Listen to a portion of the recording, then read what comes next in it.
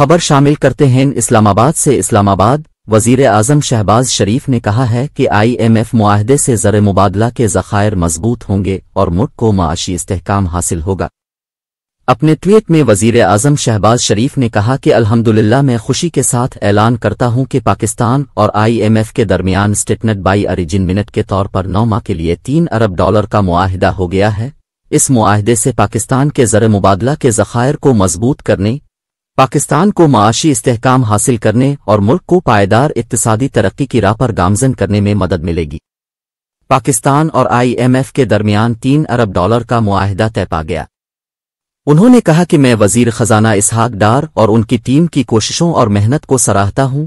मैं IMF की MD और उनकी टीम के ताउन और इश्तिराक पर उनका भी मशकूर